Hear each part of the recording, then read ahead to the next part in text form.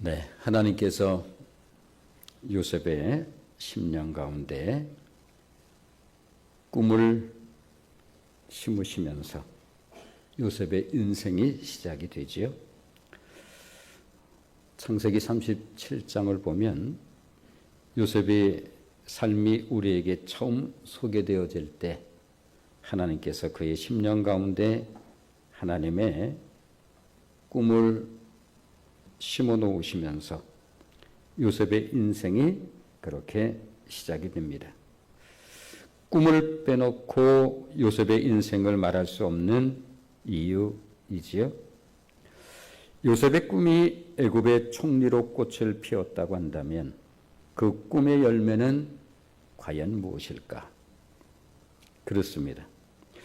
요셉으로 말미암아 이스라엘이 대민족으로 출발하게 되어집니다.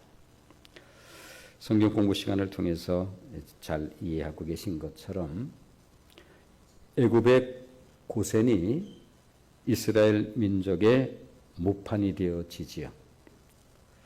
하나님께서 아브라함에게 내가 너로 큰 민족을 이루고 내게 복을 주어 내 이름을 창대하게 하리니 너는 복이 될지라 라고 말씀하신 이 약속이 요셉을 통해서 구체적으로 이루어지는 것입니다.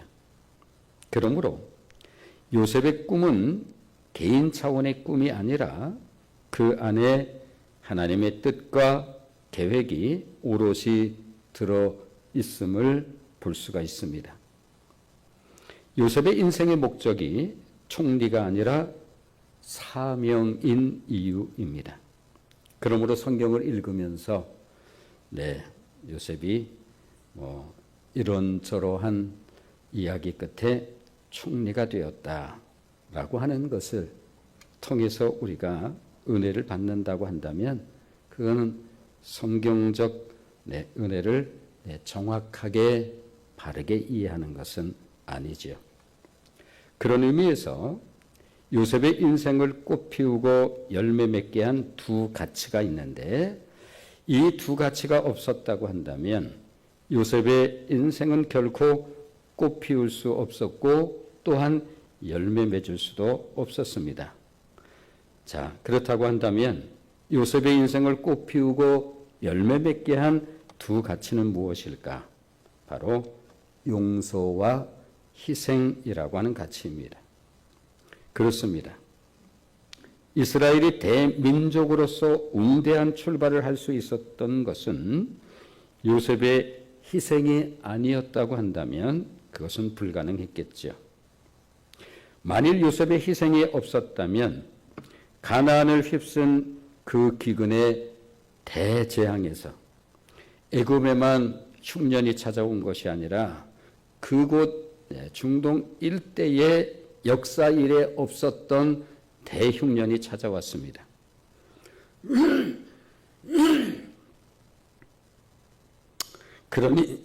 그러니 그 대흉년의 재앙에서 죄송합니다. 재앙에서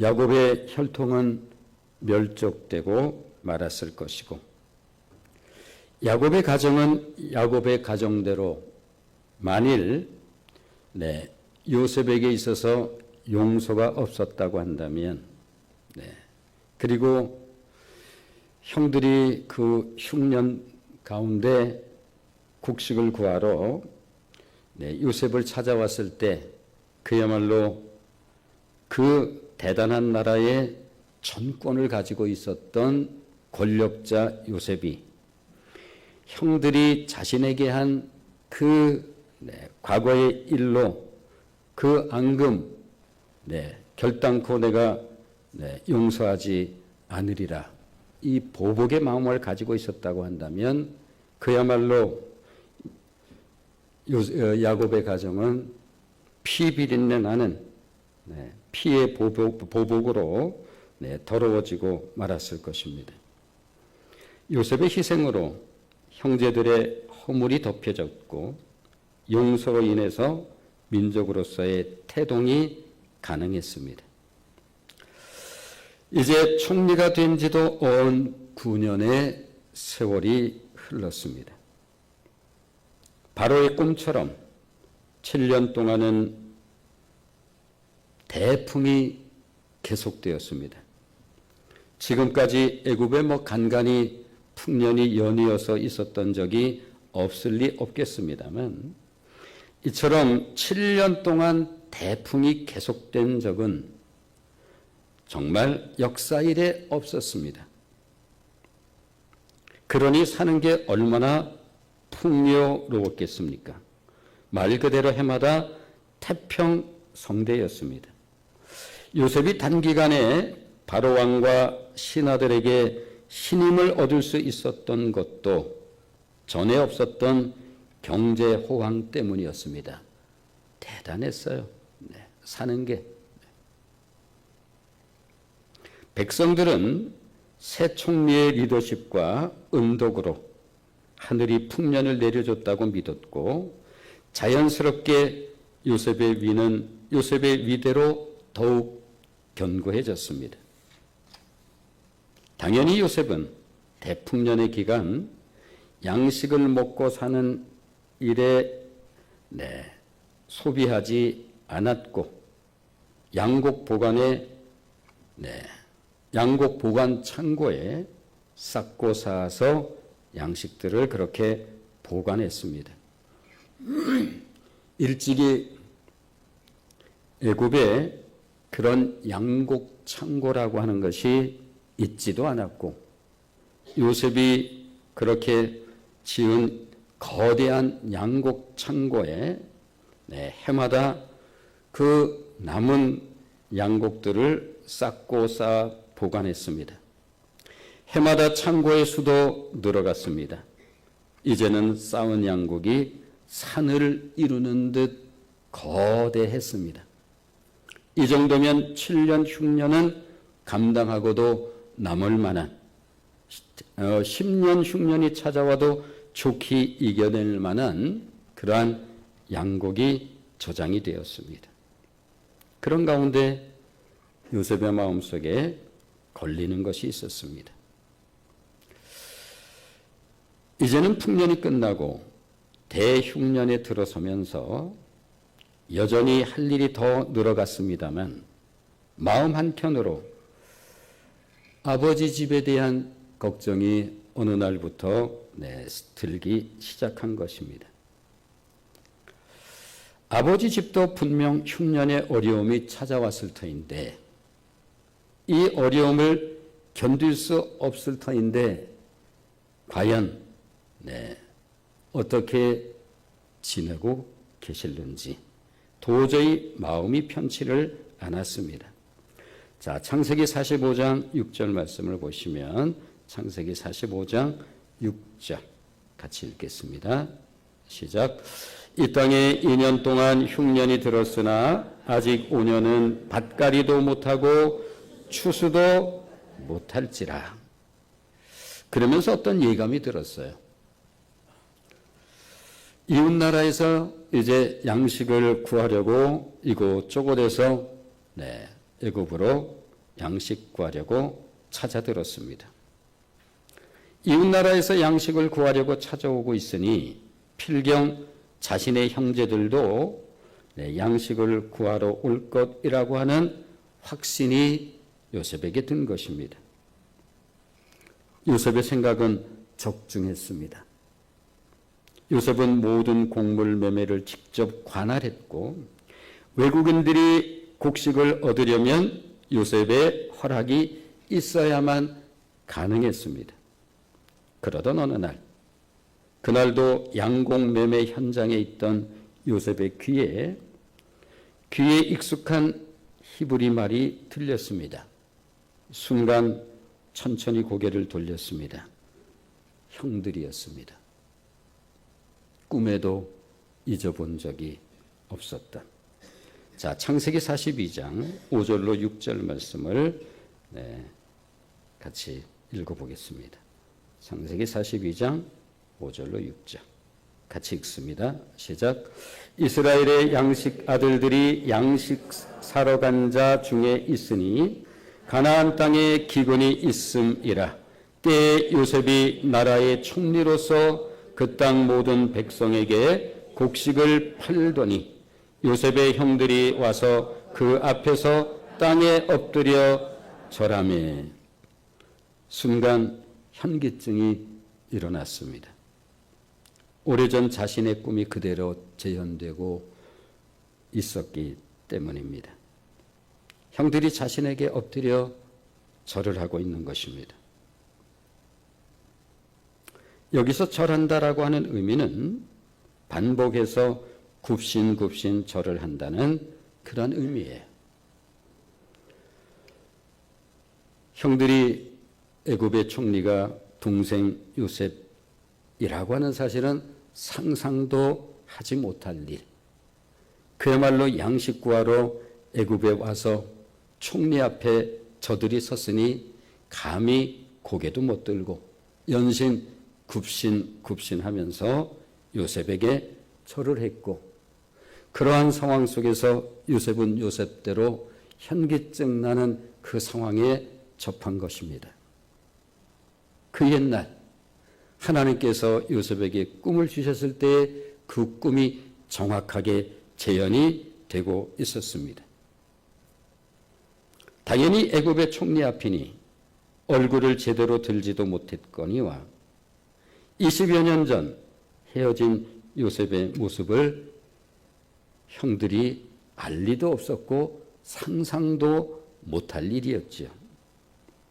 그러나 요셉은 여전한 형들의 목소리와 형들의 모습을 단박에 알아봤습니다. 말 그대로 만감이 교차하는 그런 순간이었습니다. 의도적으로 요셉은 자신을 드러내지 않기 위해서 엄한 소리를 내었습니다. 창세기 42장 7절 말씀 같이 읽겠습니다. 시작. 요셉이 보고 형들인 줄을 아나 모르는 체하고 엄한 소리로 그들에게 말하여 이르되 너희가 어디서 왔느냐? 그들이 이르되 곡물을 사려고 가나안에서 왔나이다. 다른 한편으로는 순간 궁금한 마음이 생겼습니다.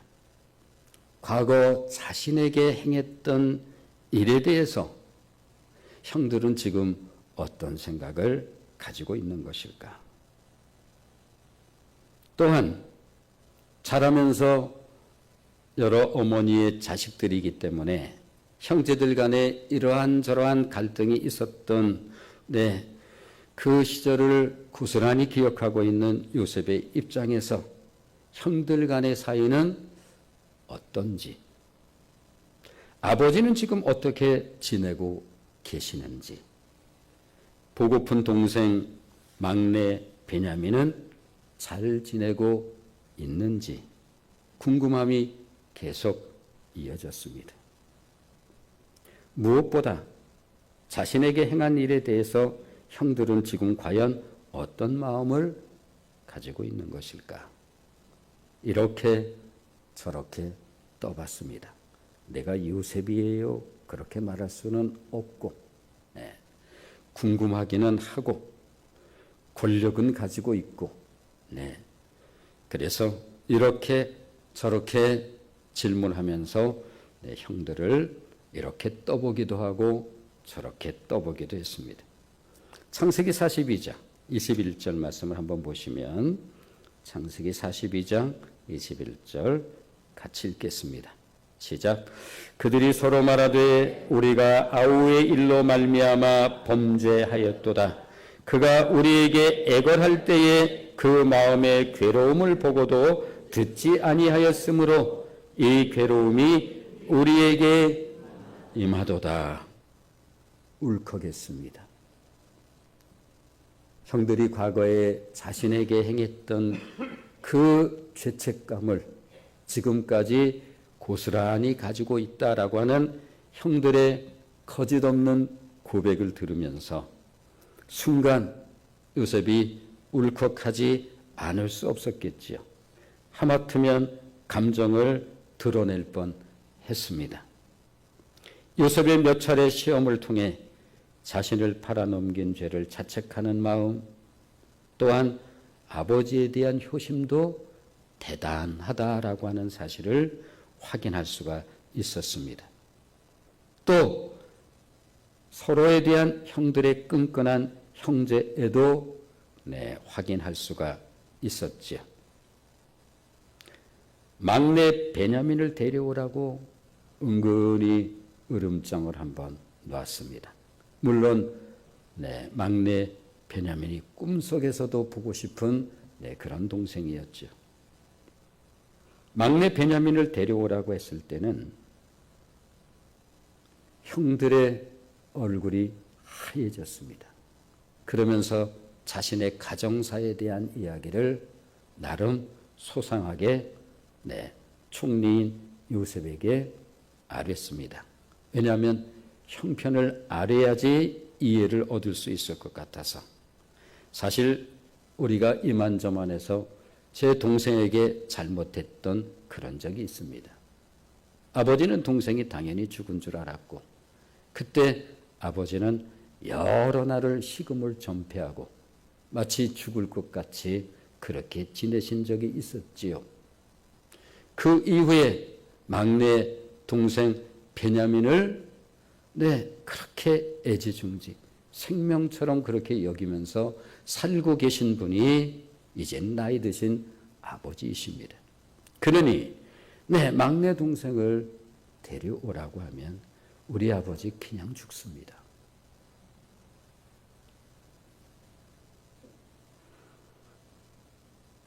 막내 베냐민을 데려오라고 했을 때는 만일 그 아이를 데려오게 되면 우리 아버지는 그냥 죽는다 하실 것입니다. 아버지의 생명과 막내 동생의 생명은 하나로 묶여 있습니다. 차라리 저를 볼모로 삼아 주십시오. 하나하나 거짓없는 마음이었습니다. 요셉은 모든 것을 용서하기로 마음을 먹습니다. 그것은 요셉의 삶을 이루어낸 위대한 가치였습니다. 만일 요셉의 용서가 없었다고 한다면 설사 요셉이 애굽의 총리는 되었을지 모르지만 그의 위대한 생애는 결코 있을 수가 없었겠지요. 요셉의 인생의 성공의 비법은 한 단어로 표현하면 용서였습니다.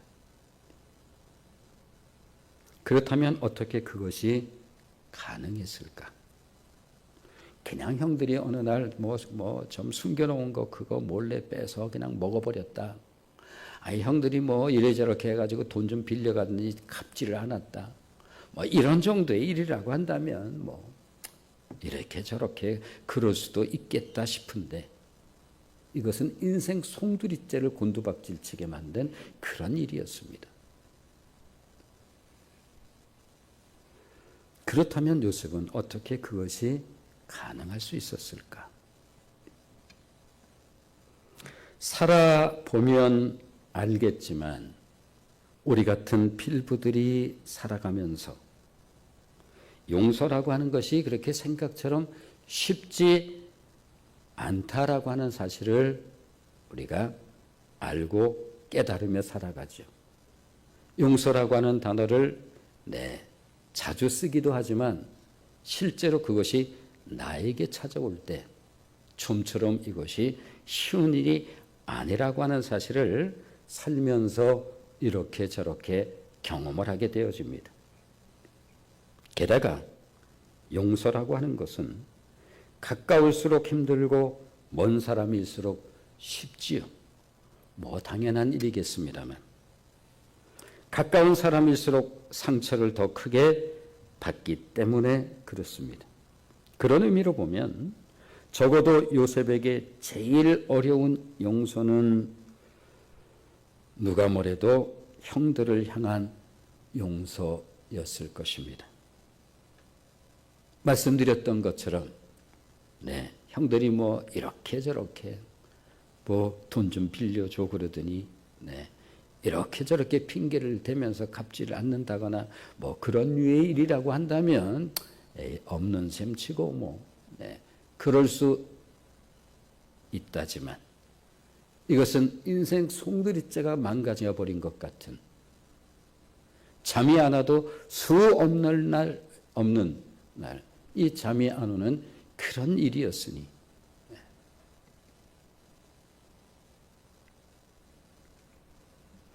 그러므로 적어도 요셉에게 제일 어려운 용서는 누가 뭐래도 형들을 향한 용서였을 것이고 그 다음이 보디발 장군의 아내일 수 있을 것입니다.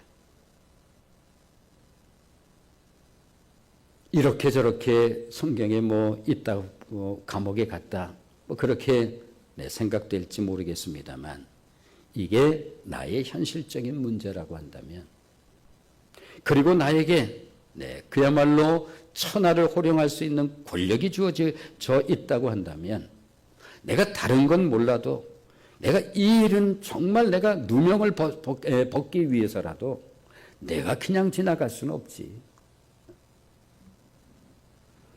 감옥에 갔을 때도 젊은이 어떻게 들어왔어?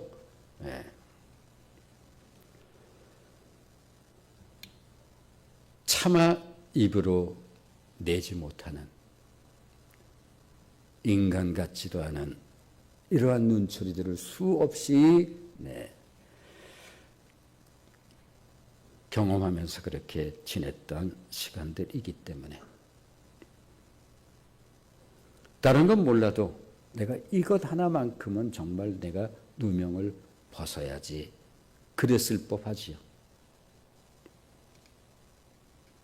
그리고 술 맡은 관원장의 배신에 대한 용서는 그나마 훨씬 나았을 것입니다만, 그러나 그것도 그렇게 간단치는 않죠.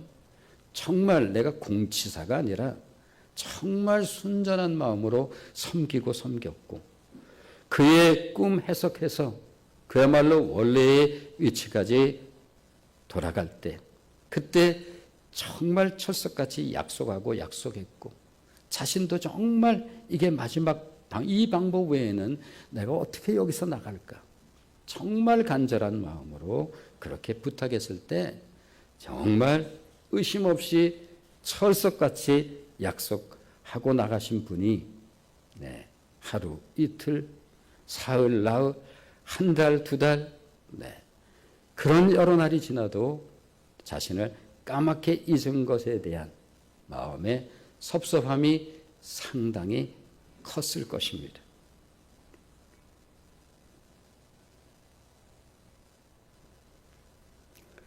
형들의 배신은 그의 인생을 완전히 가시밭길로 곤두박질치게 한 이유였고 그만큼 용서하기가 어려웠을 것입니다.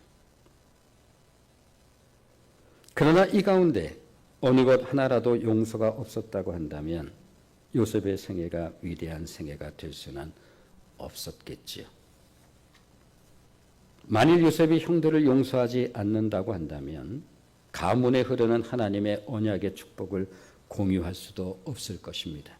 아브라함을 통해서 하나님께서 약속하셨던, 그러므로 요셉의 축복은 아브라함의 백성에게 약속하신 축복의 언약이 야곱 집안에 임하는 그런 사건입니다.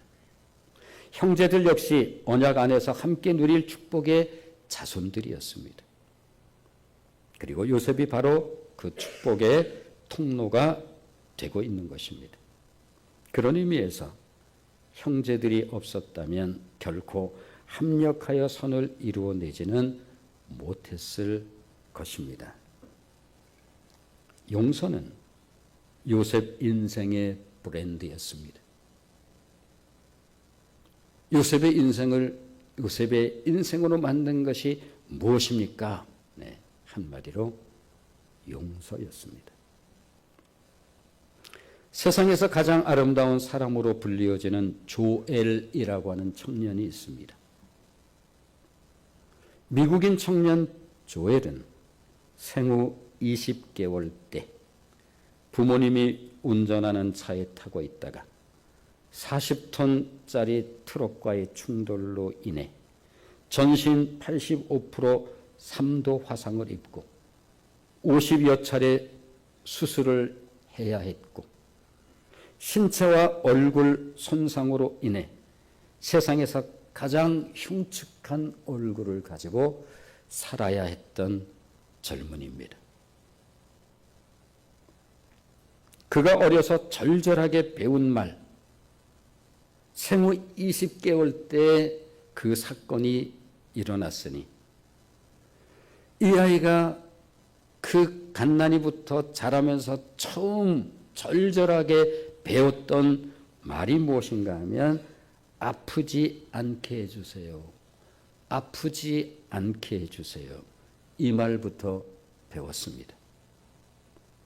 아픔을 견디다 못해 엄마에게 한 말이 십자가의 예수님도 이보다 더 아프지는 않으셨을 거예요. 조엘은 그 끔찍한 사고가 난 지 18년 후 재판정에 출두해서 자신을 가해한 운전자를 용서하면서 이렇게 말을 합니다. 저는 증오심으로 인생을 허비하지 않을 것입니다. 증오가 또 다른 고통을 낳을 것이기 때문입니다. 대신 사랑으로 하나님의 은혜 안에 있는 무한한 사랑으로 둘러싸일 것입니다. 18년 전 사고를 내고 도망쳤다가 체포된 레지날드 도트라고 하는 이 운전자가 재판정에 세워지고 조엘의 가족들이 한 사람씩 증언을 했습니다. 첫 번째로 여동생 손모. 나는 오빠의 참 얼굴을 모릅니다. 나는 오빠의 원래 얼굴을 본 적이 없습니다. 지금의 얼굴만 알고 살아왔습니다. 오빠의 고통도 압니다. 그 어떤 형벌도 오빠의 고통을 보상해 주지는 못할 것입니다. 부모님은 우리에게 십자가의 사랑을 가르쳐 주셨습니다. 그러기에 그 사람을 용서합니다. 진정한 아름다움을 가르쳐 준 오빠에게 감사합니다. 조엘의 누나 제이미가 이어서 증언을 합니다. 내 동생 조엘은 상상보다 훨씬 더 기구한 삶을 살았습니다. 조엘은 내게 인생에서 가장 중요한 것을 가르쳐 주었습니다. 끔찍한 일이 있어도 주님에게 모든 것을 맡기고 이기는 법을 가르쳐 주신 부모님께 감사드립니다. 그렇다면 조엘의 엄마 그녀의 심정은 어땠을까? 찢어진 심장을 비집고 나온 그녀의 고백입니다. 어린 조엘이 엄마 십자가에 달린 예수님보다 내가 더 아파요 라고 말할 때 너무 가슴이 아팠습니다. 그러나 당신의 과실과 파괴적인 행위를 용서합니다. 하나님께서 당신에게 새롭고 의미 있는 삶을 주셔서 당신을 온전하게 하실 것이라고 믿습니다. 조엘의 아빠 소넨버그의 증언은 먹먹하기 짝이 없습니다. 아들이 숫덩이가 되었을 때 살려달라고 해야 하는지 아니면 죽게 해달라고 기도해야 하는지 몰랐습니다. 18년 동안 말할 수 없는 고통의 이야기가 감정에 실려 이어졌습니다. 그리고는 이렇게 증언을 맺습니다. 도트 씨, 당신은 18년 전에 개구쟁이 내 아들을 데려다 숫덩이로 돌려주었습니다. 그러나 지난 세월 하나님께서는 수많은 사람들을 동원해서 말로 다 할 수 없는 가치와 진귀한 아름다움을 지닌 금광석으로, 다이아몬드로 이렇게 변화시키셨습니다. 여기 내 아들 조엘이 있습니다. 그리고 마지막으로 조엘이 증언을 합니다. 일그러진 그의 얼굴에서는 평화로움이 흘러나왔습니다. 그는 담담한 어조로 말을 합니다. 당신은 제 유년 시절을 빼앗아 갔습니다. 그러나 저와 제 가족들을 위한 수많은 사람들의 기도는 빼앗지 못했습니다.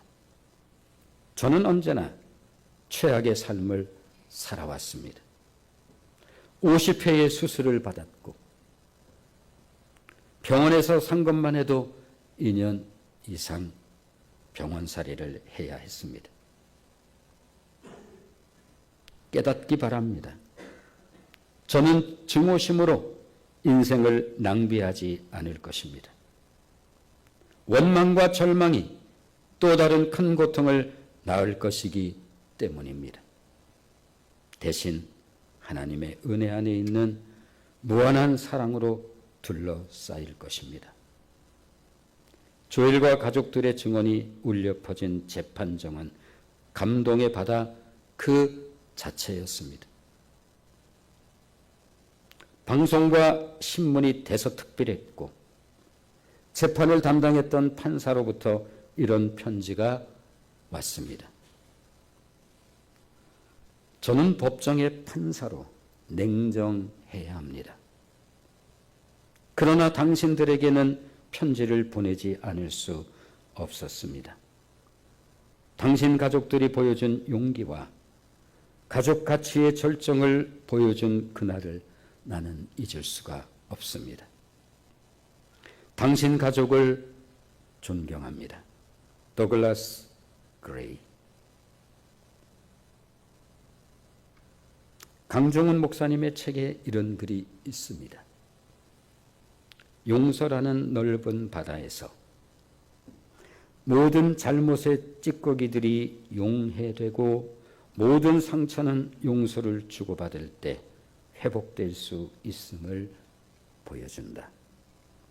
내가 아무리 부당한 대접을 받았다 해도 심판의 자격은 하나님에게만 있는 법. 억울해도 내게는 용서할 권리밖에 없다는 것이 요셉이 보여준 용서 심리학이다. 누군가는 용서를 이렇게 해석해서 들려줍니다. 용서란 제비꽃이 자기를 짓밟는 구두에게 향기를 풍기는 것이라고. 찰스 스탠리는 용서는 하나님이 주신 최고의 선물이라고 말합니다. 요셉은 하나님의 선물을 형제들에게 전함으로 위대한 생애의 절정을 이루어냈습니다. 지난주는 부활절이었습니다. 부활하시기 전 예수님께서 그 참혹한 십자가에서 하신 기도는 용서의 기도였고 용서의 절정인 십자가 그 생명을 타고 예수님은 부활을 하십니다. 기도하겠습니다. 자비로우신 하나님, 하나님의 은혜를 감사를 드립니다.